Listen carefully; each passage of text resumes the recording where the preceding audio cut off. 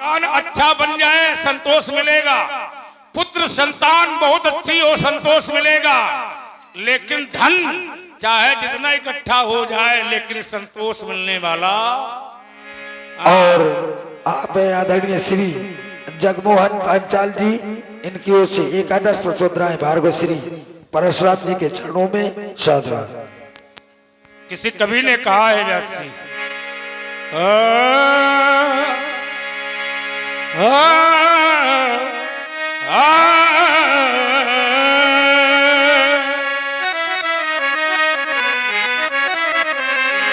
धन तो धरा के बीच में, धन तो धरा के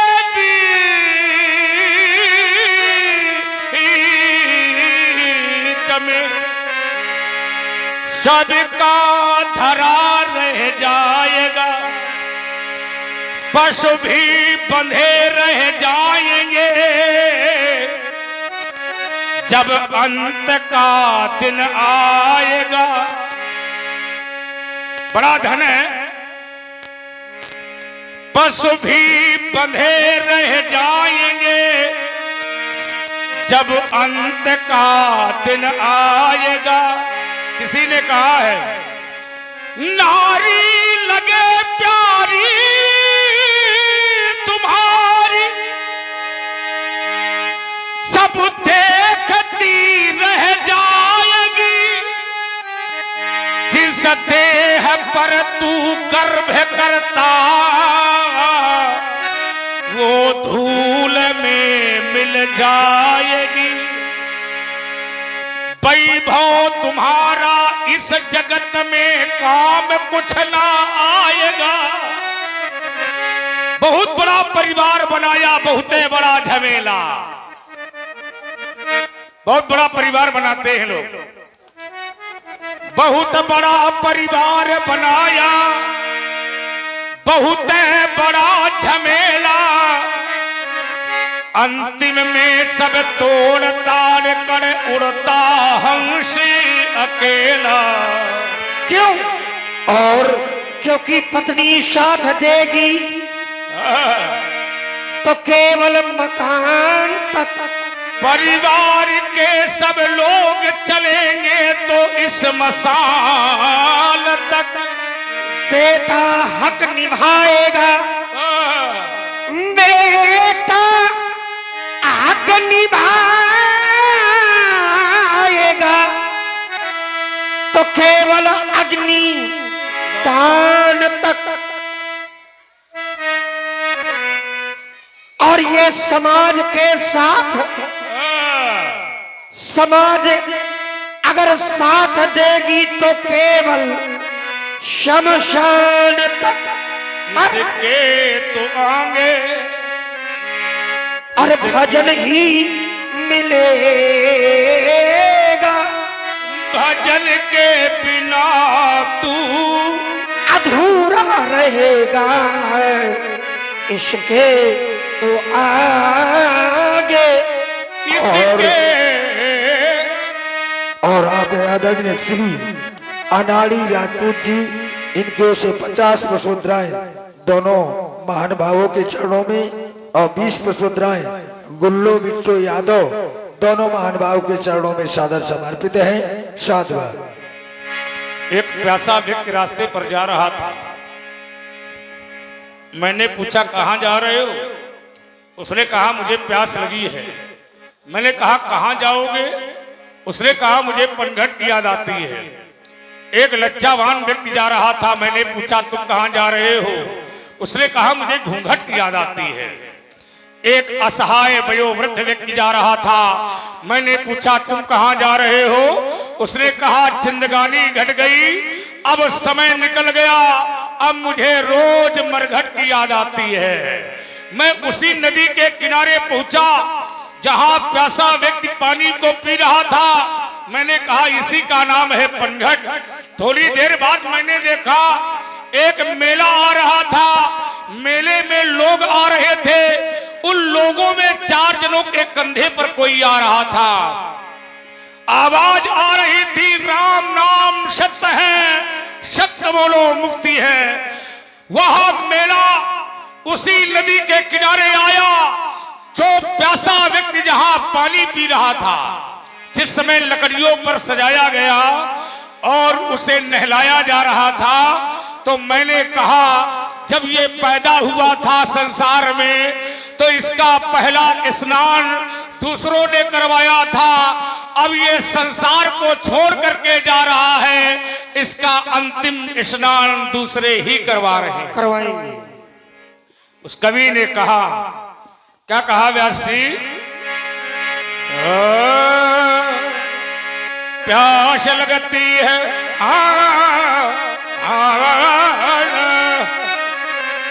प्यास लगती है तो पनघट की याद आती है, और लाज लगती है,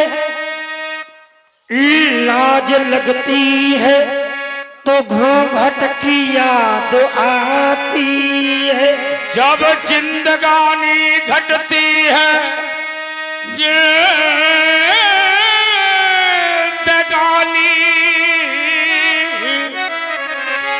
जिंदगानी घटती है तो मरघट की याद आती है। और जब किसी का सहारा नहीं मिलता तो फिर हर घट की याद आती है। जब तक ये बोल रहा है, जब तक ये बोलता है तब तक लोग कहते हैं अंदर आओ, अपने कहते हैं अंदर आओ, और लेकिन जब बोलना बंद कर देंगे तो अपने ही कहेंगे जितनी जल्दी हो बाहर करो। ये समय है, जब तक बोलते हो अंदर आओ, बोलना बंद कर दोगे अपने कहेंगे बाहर करो, क्योंकि शरीर तो वही है, पर जब तक बोलता है तब तक लगाव है, लेकिन जिस दिन बोलना बंद कर देगा उस दिन वो अपना ही कहेगा कि जितनी जल्दी हो बाहर करो, बाहर करो। और कहां ले जाओ, कहां ले जाओ? एक स्थान है जहां पर सबकी शान बराबर है, उसका नाम है शमशान। राजा जाए, रानी जाए, धनवान जाए, बलवान जाए, कोई भी ज्ञानी जाए, पंडित जाए, कोई जाए, सबकी शान बराबर है, बराबर। इसलिए तो कहना है क्या? अरे आओ अब थोड़ा वहां चले। अब कहाँ चले? हाँ कहाँ चले? आओ अब थोड़ा वहां चले। अब कहाँ चले? हाँ कहाँ चले? जहाँ महाशांति का तट है, पर लगता है सूना सूना, पर सूना ना वो मरघट है। बोले सभी चिताएं जली पड़ी हैं, करती बहुत उजेला, और माया का मेला तोड़ ताड़ के उड़ता हंस अकेला। हमने देखा है महाराज, अरे वो दाना बीन चबाने वाले उसी घाट पर जाते हैं, और स्वर्ण भस्म को खाने वाले उसी घाट पर जाते हैं, और ये चंदन रोज लगाने वाले, माला खूब घुमाने वाले, और राम नाम को गाने वाले, मखमल रोज सजाने वाले, और अंग विभूति रमाने वाले, वो बिना कफन मर जाने वाले, और माथे पर त्रिपुंड लगाने वाले। अच्छा, उसी घाट पर जाते हैं, और उसी घाट पर जाते हैं।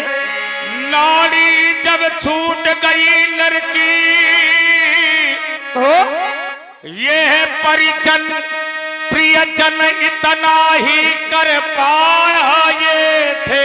कितना कि 4 जनों के कंधे में रख और मरघट तक ले आए थे।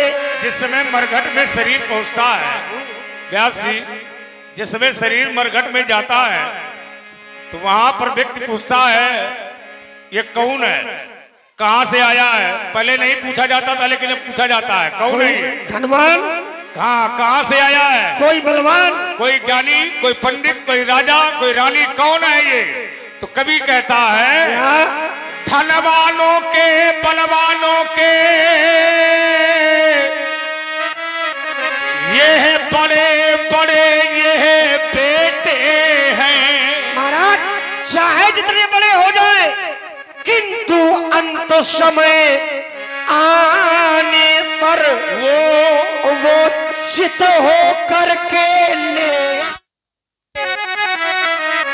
चुप हो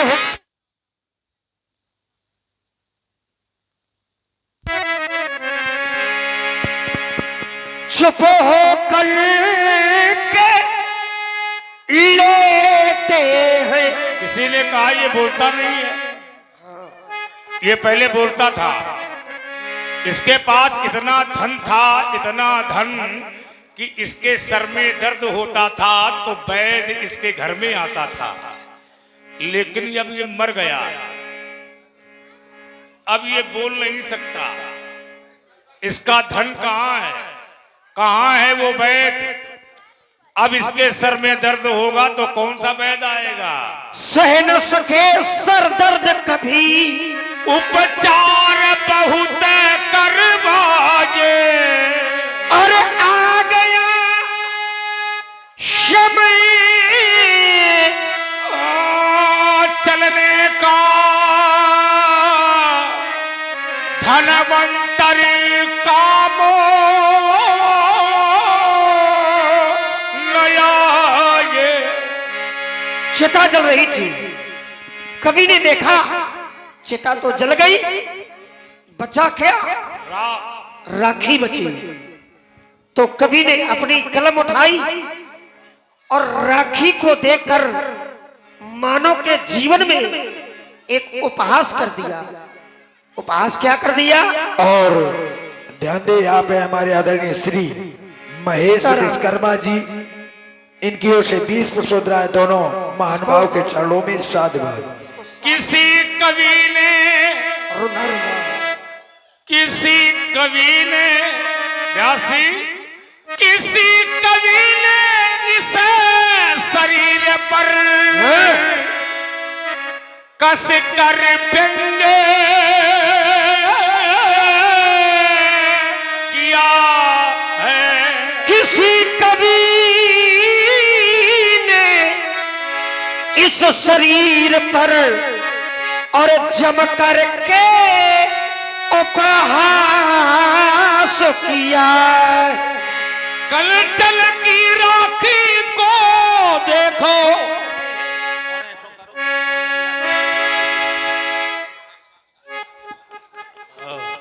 ठीक, कल चल की राखी को देखो, ऊंचे दामों में बिकती है। पर हाय रे मानो तेरी राखी उड़ी उड़ी सी फिरती है। हाँ, उड़ी उड़ी सी फिरती है। माँ की गोदी से मरघट की है कितनी हाँ दूरी, और जिसको तय करने में तुमने उम्र लगा दी तू, उम्र लगा दी। उतर देते छाड़ू बिन मारे, केवल कौशिक सील है तुम्हारे। है कोई दोसा जितई की ओरा रे सठ सुने सी स्वभाव न मोरा। यही उचित है। लगाओ व्यास, मेरा स्वभाव और मेरा प्रभाव कैसा है जरा लक्ष्मण को बताओ।